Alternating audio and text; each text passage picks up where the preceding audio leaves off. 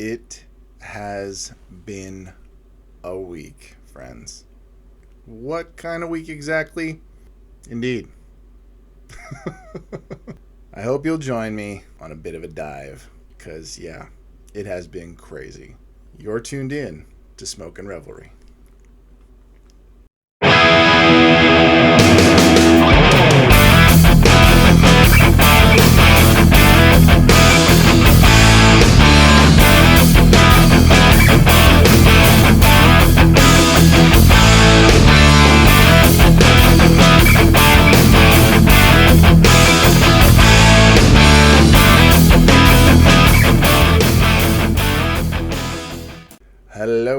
Hello, everyone. As I said before, you are tuned in to Smoke and Revelry. Thank you so much for joining me. And, of course, Smoke and Revelry is sponsored by Pariah Cigars and Casa Cuevas Cigars, from our casa to yours. Thank you so much for being here and checking out this video. Now, speaking of Casa Cuevas, I just, this is according to my Facebook memories and other stuff like that, because you cannot rely on my memory for this sort of thing. 4 years ago, today, in between yesterday and today. Well, yeah, we'll go with that.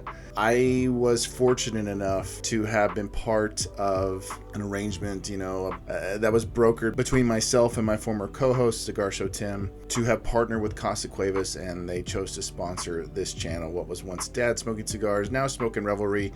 And I am still very connected to the family, and Lewis has been, all of them really, the entire family have been amazing and kind and generous and supportive to me, and I'm grateful to still continue that partnership to this day. So definitely something to celebrate. But that's not the only thing that there is to celebrate, because there's a lot going on in my crazy ass life. And I know that in my videos I tend to, talk about all things cigars and various things that you may or may not know, talking about certain brands, highlighting them and sharing them with all of you. Any kind of crazy topic that revolves around cigars that pops into my head. But since you're here, I love getting to know everyone who I interact with and connect with. I appreciate every single one of you. Your support has made Smoke and Revelry what it is. But, there might be some of you, again, if you're new here, you might be new here. I don't know. But if you are, I'd like to help you get to know me just a little bit. Now, as much as I would like to say that doing this, or just content creation in general, is my full-time job, sadly, it is not. Not yet, anyway. Like most of us, I work a regular job, not necessarily what you call a 9-to-5. I only work part-time. To kind of backtrack about, almost 11 years. I used to work full-time, and then my oldest was born, and because my wife has had a continuously good job for many, many years, she works in insurance, we both sat down and talked about it and agreed that, because where I worked at the time was extremely flexible, I went down to working part-time, so that way I could be home most of the time with our son, instead of having to basically burn my paycheck through, daycare, childcare and stuff like that. And, we wanted at least one of us to be there most of the time, so that way he could, stay connected to us and we didn't have to be far from him, apart from him. And this was a great arrangement because, I basically would have burned through my checks paying for childcare, and that just seemed like a waste. And so we thought it'd be better if, one of us worked part-time, the other full, and that way, he could get as much interaction with us as possible throughout the week, instead of spending most of the time in some kind of daycare facility. So ever since then, almost 11 years now, my oldest is about to turn 11 this July, I've been working part-time. And after that job, in which I worked for 11 years in pool service, I went back into retail. Pretty much since 2018, I'd been working in retail until very recently. Now, without actually naming the businesses I worked for, the retail businesses I worked for, I have worked for both of the, major and most well-known big box hardware stores. The one with the apron and the one with the vest. I went to work for the apron after I quit my job in pool service. I worked there for roughly 4 years. And then I went over to the vest store, and I was there for about a year and a half. definitely referring to that job in the past tense, although the past tense was not that far past, meaning as of this video going up, I usually put these videos up on Friday, almost a week ago, as of the airing of this video, I was fired. If I'm being 100% honest, I kind of felt it in the air, you know, kind of like the Phil Collins song. I can feel it coming in the air tonight. Except it was last Saturday. But it just, it was something, there was this sense of foreboding. And I'll give you a little bit of, you know, backdrop so that way you don't think like, what did you do to get fired? Just to give you some context, it's the first time I've been fired from a job in 17 years. So that has to count for something. I'm kind of getting ahead of myself because something that I failed to mention was that for a while now, pretty much since the end of last year, I was getting my hours cut in like the most unbelievable ways. And it was really frustrating and really aggravating because, I mean, I work part-time, but I still need, you know, sufficient part-time hours like most of us do. We need hours to work so that we can bring in some sort of income. And I was just, it was sad. It was really sad. My hours were getting cut to ribbons. If I'm being 100% honest, and a lot of you have heard me talk about this, I was not enjoying the job. I was not enjoying it at all. Something about this store in particular, because, you know, we all make jokes about retail, about how like, oh, retail is hell. And, you know, there's some truth to that.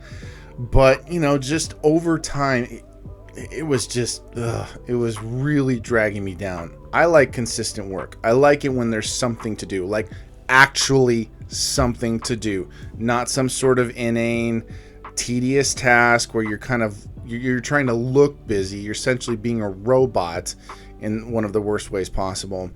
But I am not a believer in the philosophy of there's always something to do. Yeah, bullshit. No, there is not always something to do. In the one sense, yes, there is always something to do. Some sort of like, you know, just mundane, pointless, busy work task because, you know, it's like you want to look professional, so you got to look busy. And, you know, management tends to get a little bit miffed if you're not looking busy, if you don't seem to be doing much of anything. And unfortunately for somebody like me, if there's not much to do, I kind of just wander aimlessly, meander, and I help customers. I love doing customer service just because I love people, and I'm really good at connecting with people, making them feel comfortable and welcome. And, you know, I've gotten really good feedback from customers from this job and the previous one, you know, about how I really try to go out of my way to make sure that a customer gets what they need. I'm really good at that. But when it comes to the tedious shit, no, I suck at that. And the caveat to that is that, like, you know, there are some people who have a talent, an amazing talent to be able to, you know, center themselves or shut off a certain part of their brain that, you know, is bothered by this or that gives a shit. People who really don't like their jobs, may even hate their jobs, they have the ability to still bust their ass for a job that they hate. I commend anyone who can do that.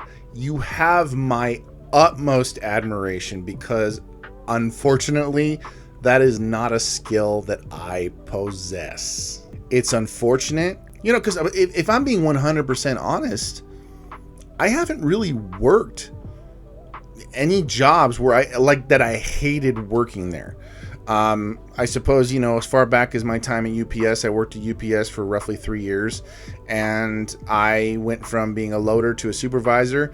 I didn't like being a supervisor because I got into it for the wrong reasons. I mainly wanted the higher paycheck, and I was not good at managing employees because I was too concerned as to whether or not they liked me, and that's just, you know, it's a whole other story. I wasn't good at that job, and because of that, combined with the hours, it was overnight. I didn't like that job, and I was becoming exhausted, so I went elsewhere, and, you know, I was happier for it. The pool service job I loved, and honestly, if it weren't for the commute and if it was like sensible for me to stay there, I'd still be there. I would still be at that job.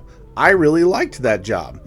It was, you know, it was the longest job I ever worked. 11 years. That's a long time for anything. And, you know, if it had been possible for me to stay there, I would have stayed there. It just wasn't possible because my oldest was starting kindergarten and the school was very close, and the pickups and drop-offs and things like that would have been difficult because, you know, this is pre-COVID. So, you know, my wife was in the office and she worked kind of far away, you know, not crazy far, but far enough. And, you know, we didn't really have anybody close by who was available to pick up my son. So I had to bite that bullet, quit that job, even though I love the job, find a job closer to home, and, you know, the rest is history. Working for the Apron big box hardware store, I really enjoyed it at first, you know, especially when I went from working nights to working days and working in a department that was something I enjoyed it way more, and I was happier and stuff like that. COVID hit and kind of sucked the morale out of everyone, and the job just became this massive chore, and just that there was drama and all this other stuff going on behind the scenes. And it just like, I got to a point where I was dreading going into work. I didn't necessarily hate the job.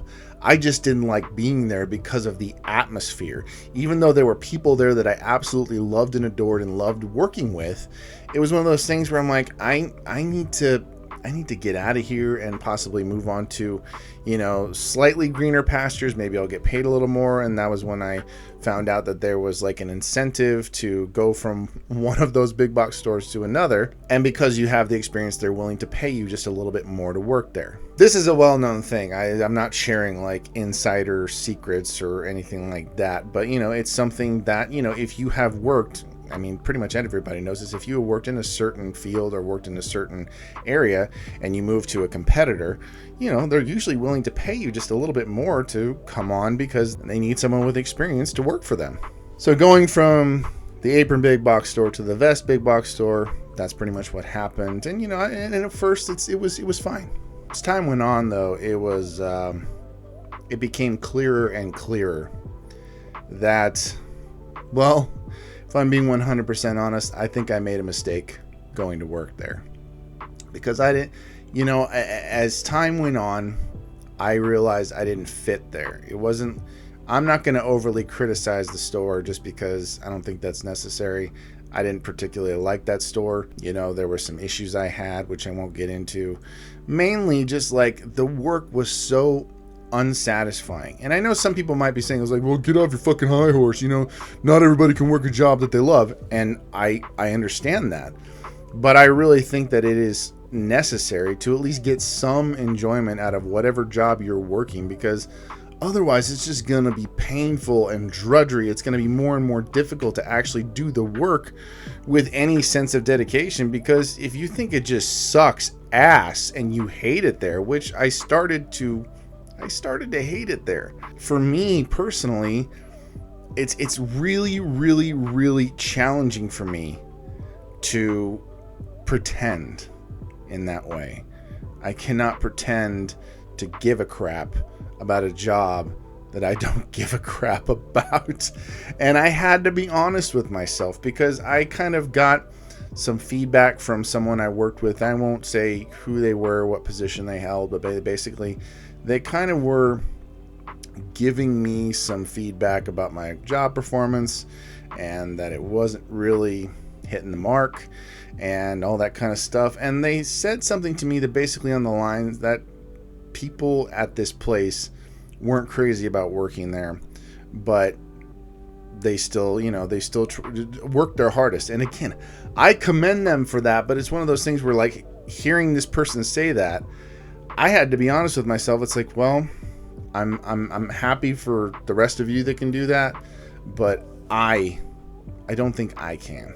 Call me crazy, call me lazy, call me, you know, snobby or whatever. I really hope you don't think that I'm a snob, because I don't think I'm above or beneath any particular job. I really don't, because there are some people who kick ass in retail. They do really good work, and they end up finding careers in that industry, you know, and I think that's fantastic.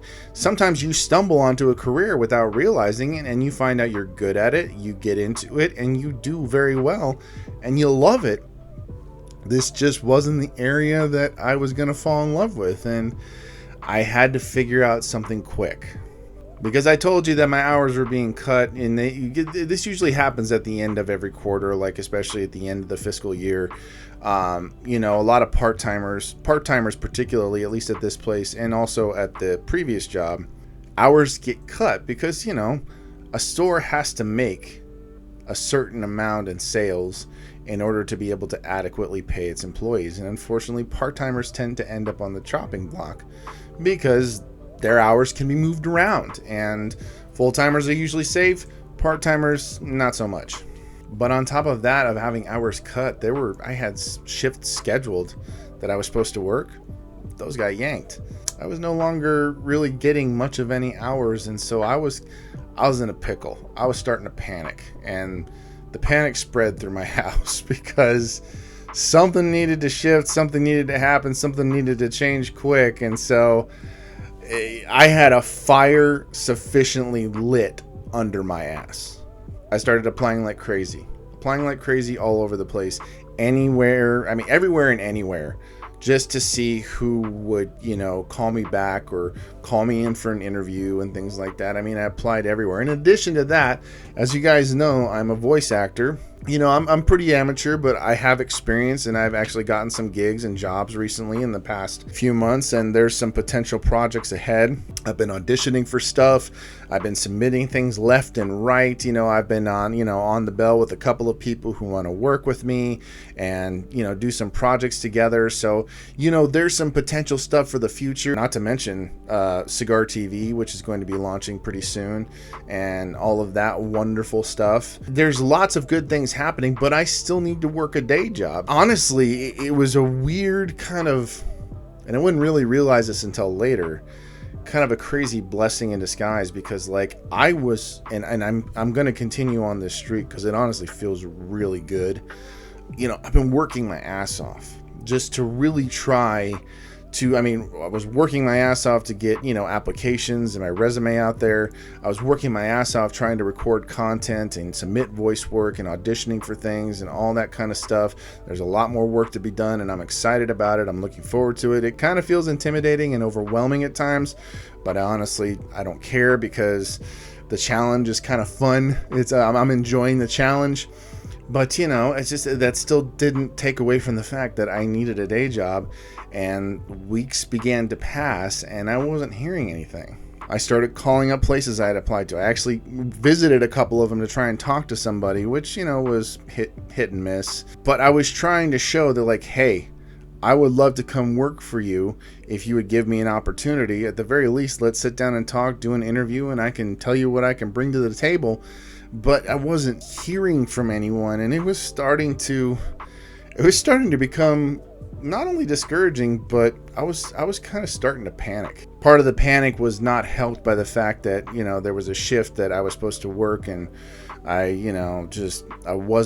was not well, and oversleeping I overslept, and by the time I called in, it was too late, and so it is what it is. So I was on edge, very much on edge, and I'm still trying to apply to places. And there was one place in particular that I applied to, and it was a part of the service industry that I hadn't worked in 17 years, which was food service, a restaurant. And there was a restaurant that was hiring not too far away from where I live, and for shits and giggles, I just decided to submit an application.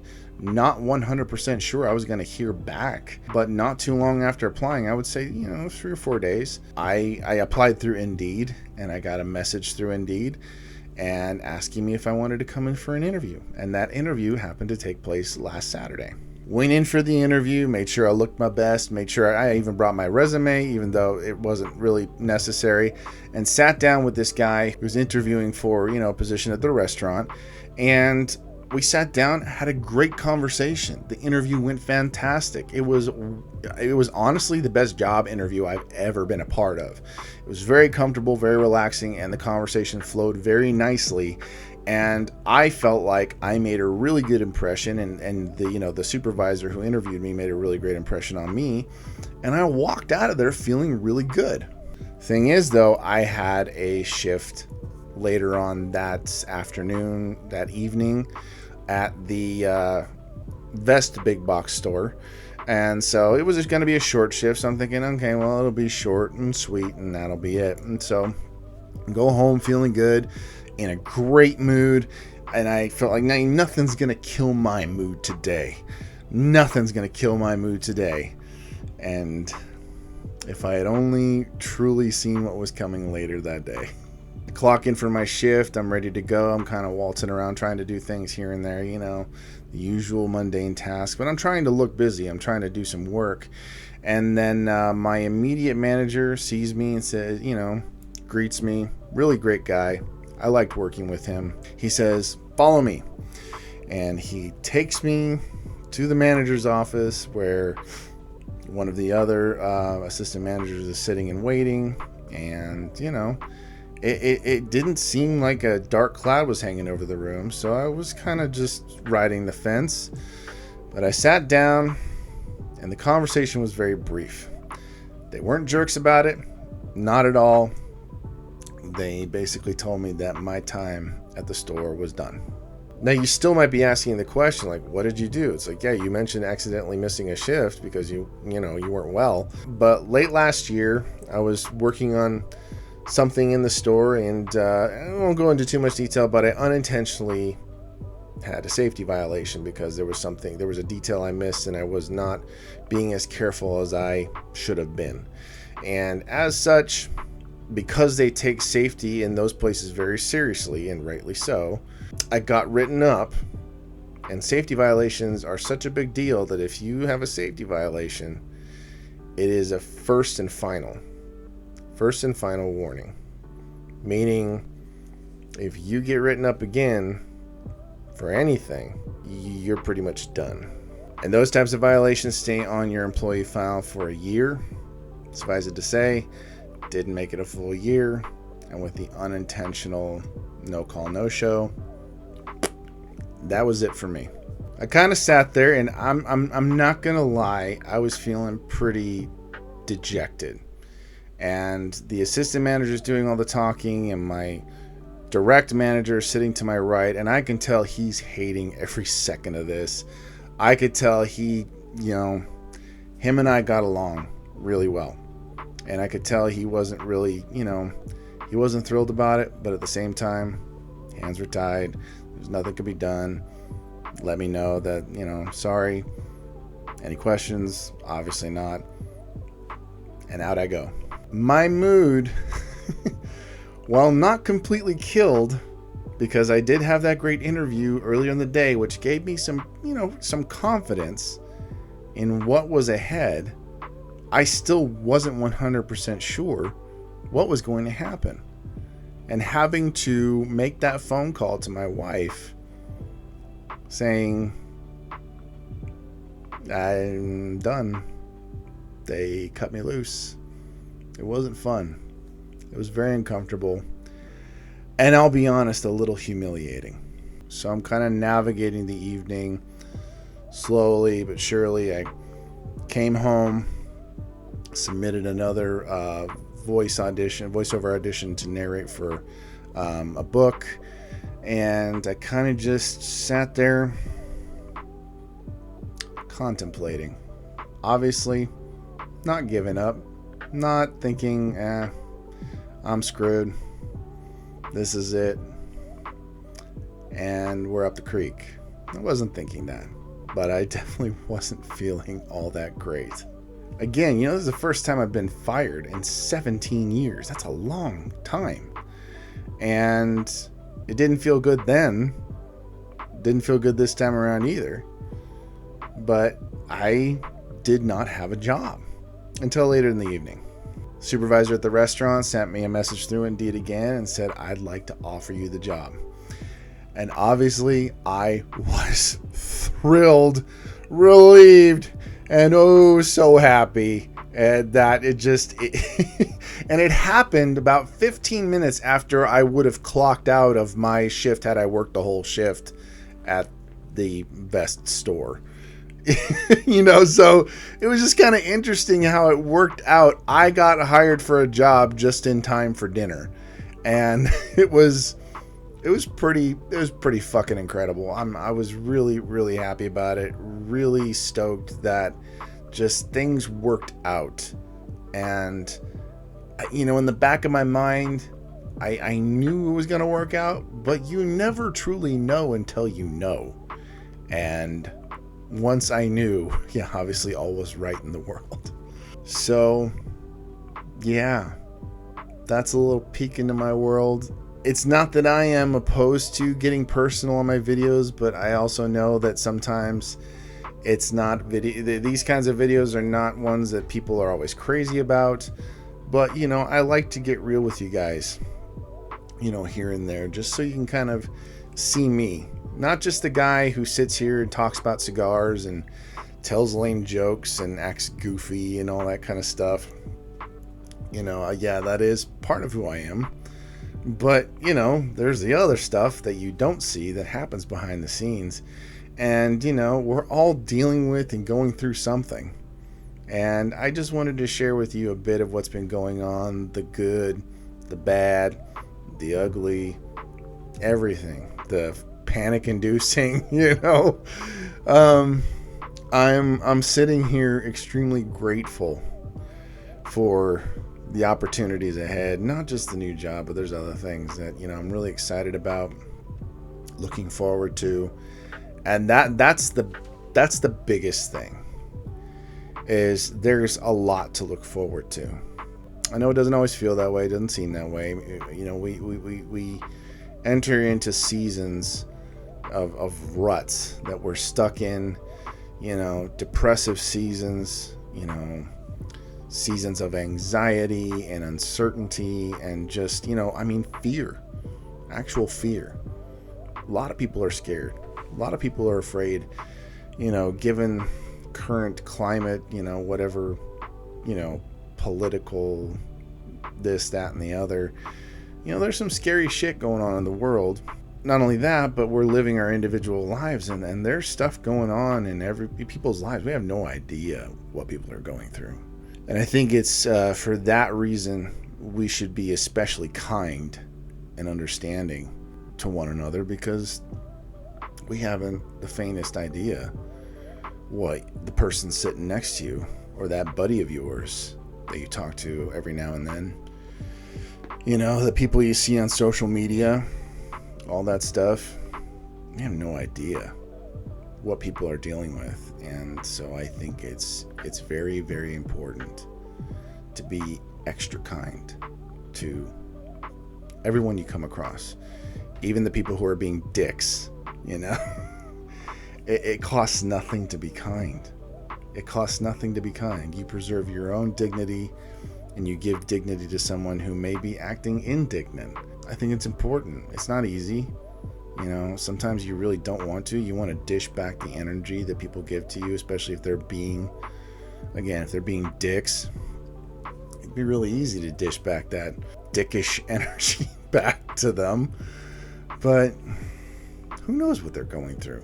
Who knows what they're dealing with? They may be pissed off because they got fired, they got laid off, or they just went through a breakup. Maybe they're going through a divorce, or maybe just, they got bad news from a doctor, or they just, something happened. They could have just gotten a traffic ticket. I mean, that's enough to put anyone in a bad mood. Doesn't justify being an asshole, but, we act stupid and ridiculous sometimes when things are not going well. I've learned it's very important to be kind to people, even if you don't like them. Still, be kind, because they may be going through some shit. I was going through some shit, and I appreciated each bit of kindness and understanding that was thrown my way. It's something I really try not to take for granted when it's given to me, that kind of energy. So try to give that energy out as freely as possible, and try not to take it personally when people are just being dumb human beings, because we've all been that at some point or another. I want to thank all of you who have been there for me during this time. You know, a number of you I've talked to, I've had conversations with. You guys are aware of the situation and have been incredibly supportive, helpful, lovely, and again, kind. And I appreciate that so much. Again, it's something I really try not to take for granted. And again, you know, and then doing this can all go away. Life can change at the drop of a hat. It's crazy, but it happens. And I've been going through a season, but I'm entering into a new season. Very hopeful, excited, and looking forward to what's ahead. So I definitely have that going for me, and I really, really hope that all of you, if you're going through some shit, that, you know, you keep pushing through. It's not easy. I'm not going to give you some lame platitude or anecdote or anything like that. Keep pushing through. You know, I love the quote from Rocky Balboa, you know, just, it's such a good movie. And I can't tell you how many times I've watched that movie a number of times, and I've watched this scene many, many times on YouTube, because it never fails to really kind of just get me to a good place. Life ain't all sunshine and rainbows. It's a mean and nasty place, and it will beat you to your knees and keep you there permanently if you let it. Me, you, or nobody is going to hit as hard as life. But it ain't about how hard you hit. It's about how hard you can get hit and keep moving forward. How much you can take and keep moving forward. That's how winning is done. So I love that entire speech. But that part, definitely that part really gets you. So if you know what you're worth, go out and get what you're worth. But you got to be willing to take the hits. And not saying that you're not where you want to be because of him or her or anybody. Cowards do that, and that ain't you. And that ain't me. We're better than that. So I hope whatever you're going through, whatever you're dealing with, keep punching, keep pushing, keep taking the hits, keep moving forward. I honestly believe everything's going to be okay. So I believe that for you too. If you're going through it, it's going to be all right. So keep going. I appreciate all of you that stuck around to the end of the video. I know sometimes I can tend to go on and on and on. Beautiful thing about, you know, editing is that I can kind of tighten it up as much as possible. I hope that I got this to a point where it was, you know, nice and tight, you know, not too long of a watch. But again, if you stuck with me through it, I really appreciate it. And I hope that this video helped in some way, made you feel better if you were feeling low. Yeah, man, I really tried to be as positive and as uplifting to the people around me as possible. It's not always a mood that I'm in, but I try to be. So again, thank you guys for tuning in. I appreciate every single one of you. I hope you are all happy, healthy, taking care of yourselves, keeping it smoky as always. Thank you guys so much, and I'll see you next time.